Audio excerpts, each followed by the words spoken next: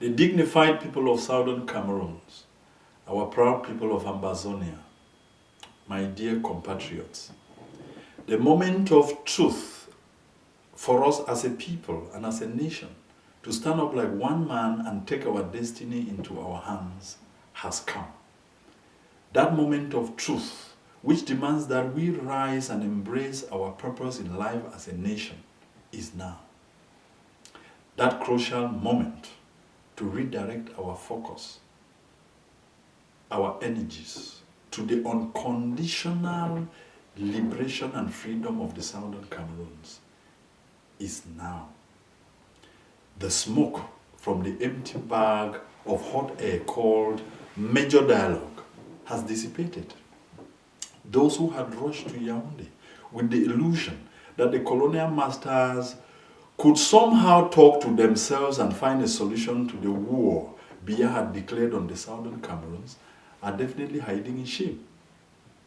The highly condescending, disdainful, and contemptuous treatment of us as a people was on open display for all to see, thanks to our elevated slaves and enablers. On the 26th of September, I made it clear to you that these people were being assembled in Yaoundé to teach us how to wear our new chains of slavery. You now know that our latest chains of slavery are called special status. My people, what an insult to us as a nation, to us as a people. What do these people think they are to offer us something called a special status? And they have the audacity to offer us something called a status in their own country. Where did our nation of southern Cameroons go to that French Cameroonians are now offering us a special status in theirs? Are they saying by this humiliating conduct that our state, the southern Cameroons, had been melted down to inexistence by their fraud, their tricks, their violence, and their theft? They must believe we are idiots to let them steal our whole nation from us, and then we turn around and dance to accept special status in exchange for the nation we brought into a union with them. What arrogance, what audacity, what insanity. The wider world watched us as the Biya-appointed lot from southern Cameroons assembled in Yaoundé for their charade. We all saw the high levels of theatrics engaged by the various teams of enablers and elevated slaves. We witnessed the Atanganji version of his recruited Amber boys being introduced on stage before the whole world that they took up arms against the government and are now putting them down. These desperate supporters of this violent government will stop at nothing in trying to give us and our freedom fighters a bad name. They all fall into the group of historical cowards that want the easy thing, the normal thing, the quick fix. They are the cowards who cannot say no. They just want to keep using the name of the suffering people to advance their personal, political, and group agendas. Sorry to say, it's over. Sorry to say it won't happen in this generation. We are strong enough to say no, no, and never again. Our generation challenges both you and our oppressors to wait and see what we Ambazonians are made of. We will never wear your chains of slavery called special status. Not today, not tomorrow, and not ever. Special status, my foot. One of the most shocking things in this shameless political maneuvering was the high levels of intellectual dishonesty displayed. Apart from a handful of exceptions, a large majority of the intellectuals present played a dishonest part to dishonor our people. If we ordinary people were to add up the piles of certificates assembled by the education these people brought into this hall in terms of accolades from grandmasters through doctors to professors in all imaginable fields of learning, the piles would definitely be higher than the Fako Mountain. Yet, the real honest value of those certificates, judging from the conduct of their dishonest holders, would be lying in the gutters of Moya at the very foot of the mountain. The high value of education was laid to mud and squalor in that assembly in their failed effort to chain us onto perpetual slavery. And how woefully they failed. In my humble opinion, what came out as the greatest humiliating act of all to us Southern Cameroonians at the Charade was the condescending identity tactic deployed by some of the killers who are literally directing the genocide on our people by wearing our dignified traditional dresses. It hurt me profoundly, and I suddenly realized that the mentality of the slave masters has not changed from the late 15th centuries when the first attempts were made to take African slaves across the Atlantic. In my endless research on the history of black slavery in the Americas, I read severally of how some slave masters used to call large assemblies of their farm slaves each time they were fears of an uprising or a rebellion in the presence of their whole family of friends and relatives. The purpose of these assemblies will be to teach the rebellious slaves a good lesson in public and show support for the elevated slaves who always side with the master against their people. The culprits would then be lined up for savage beatings or hangings, as the case may be, before the master arrives, in order to impress and to get praise from the rest of the slave population.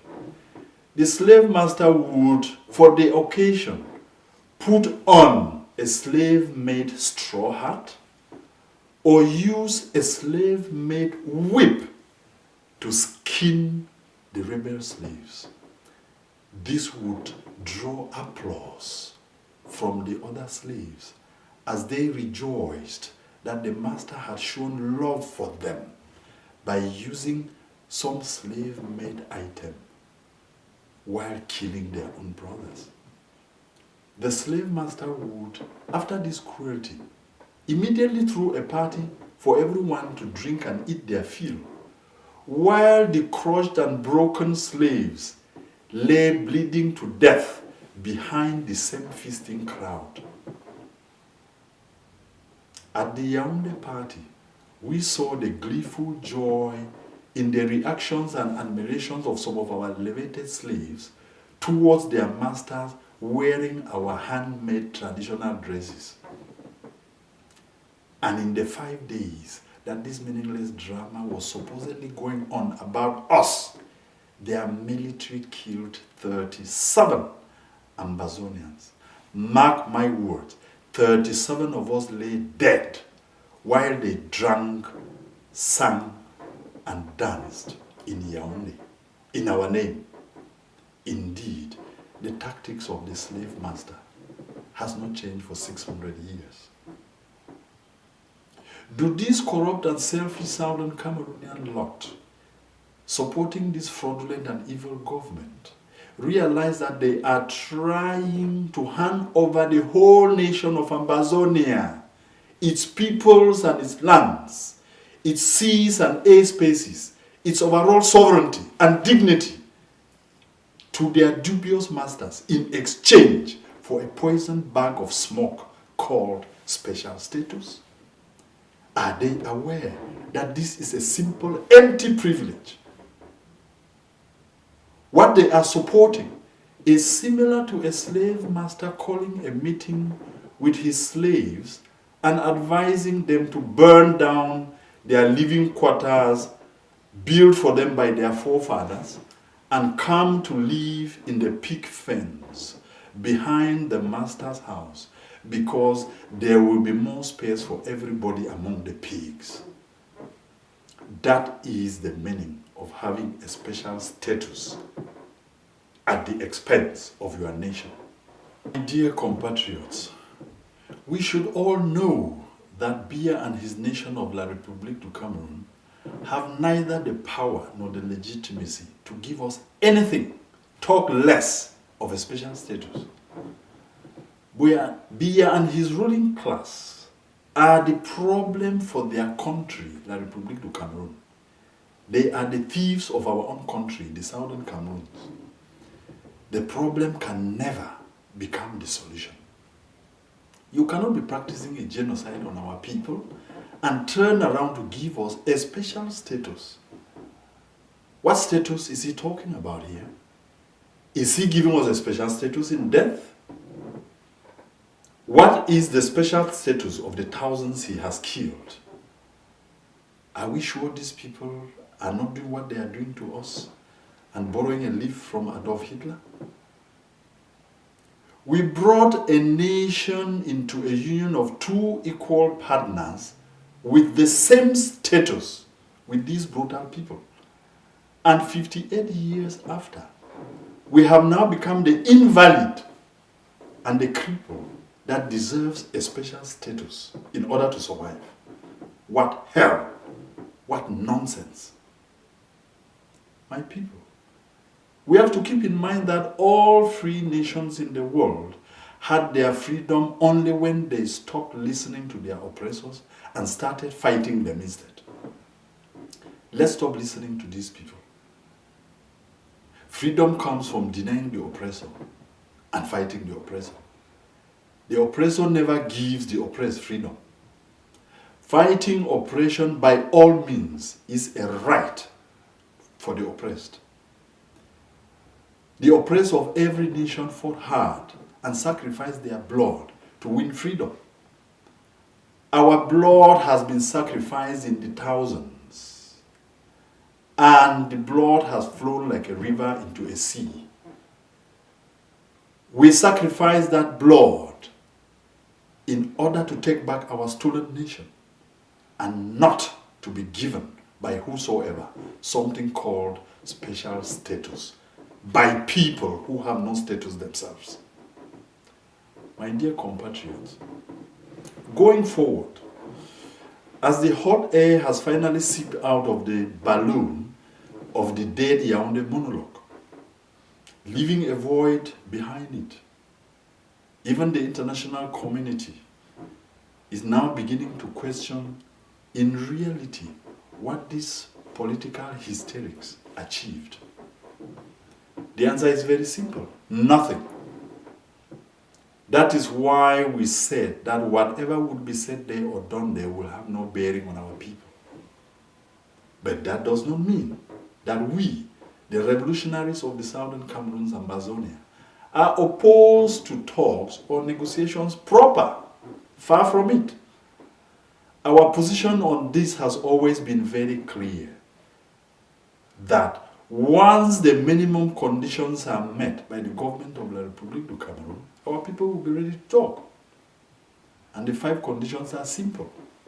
1, recognition of the state of Southern Cameroons that our forefathers brought into this union.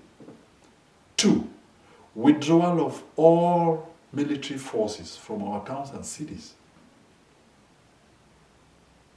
3, release of all prisoners without preconditions. 4, granting of a general and unconditional amnesty to all. And 5, that such talks be mediated and hosted by a trusted third-party nation, which should invite the UN, the US, the UK, France, Germany, and Canada, since the aim of such talks is to correct the huge historical mistakes made by the UN, the UK, and France in the decolonization process in 1960 and 61. And we are the people of La République to choose not to talk to us. We will challenge them from now on to turn Yaoundé into one large prison and bring in the French army in addition, because we will make them have the easy choice of either jailing all of us or killing all of us before taking over our homeland. Millions of us are ready to give our blood to save our own nation. We Ambazonians are ready for the supreme sacrifices that will be needed to take back the stolen nation of the Southern Cameroons from La République du Cameroon.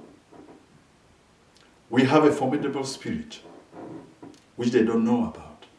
We have an unbreakable spirit, which they do not know about. We have an unquenchable spirit for freedom that no guns and bombs can blast away. We are a tough and rugged nation that will give everything it takes to free its people from slavery. We have proven this invincibility over the last 3 years. We are ready for the next 3 years. And if we were to multiply 3 by 10, we will stand and do it until our people are free. Freedom has no price, and we are ready to pay the ultimate price. To the last man, woman, and child standing, we will stand up and fight to free our people. My dear comrades,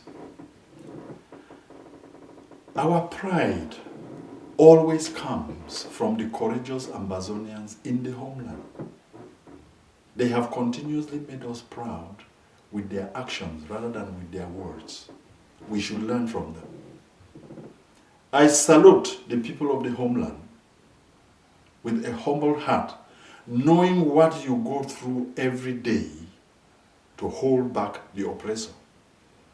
I salute your will of steel and your resolute determination to stand up like one man and prove to the world that our resolve to self-determination and freedom will never be altered by anyone, be they enemy, friend, or brother. Your great unity and strength on Independence Day, 1st October 2019, was a high point for all of us. That was your national show of total unity. That was your national show of total strength. That was your living proof that Ambazonia and its people's revolution is absolutely irreversible. The world watched with admiration at the beautiful and yet daring celebrations throughout the nation of Southern Cameroons. We definitely know that from Yaoundé, the enemies watched in disbelief and shock at our resilience. My address to you today is a clarion call to the revolutionary to get on duty. We, the Southern Cameroonians, must rise up and take the sole responsibility of liberating the people and the nation of Amazonia.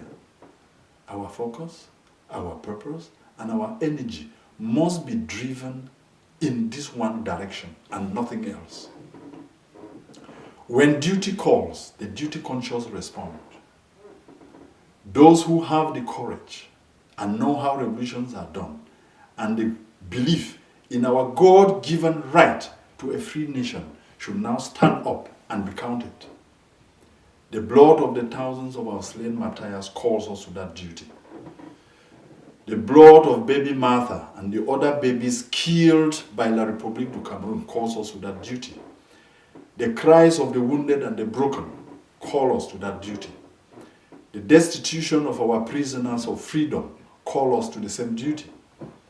The daily suffering of the tens of thousands of Ambazonians living without hope in refugee camps in Nigeria calls us to duty.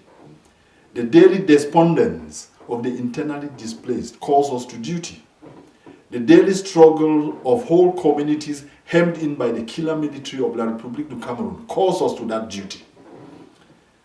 The hour-by-hour struggle to stay alive, to defend our people and our communities by our fearless liberation soldiers call us to duty. And the last, but not the least, the distant cry of the unborn child calls us to immediate duty because we need to build a new country for them. The homeland has given everything to this struggle to get us where we are. They are ready to give more. But where are we? We must now stop the noise and begin to learn that we have to do dangerous work of establishing an independent and free homeland. Ambazonia shall live in freedom. God shorten our struggle. God continue to bless Ambazonia. Thank you very much.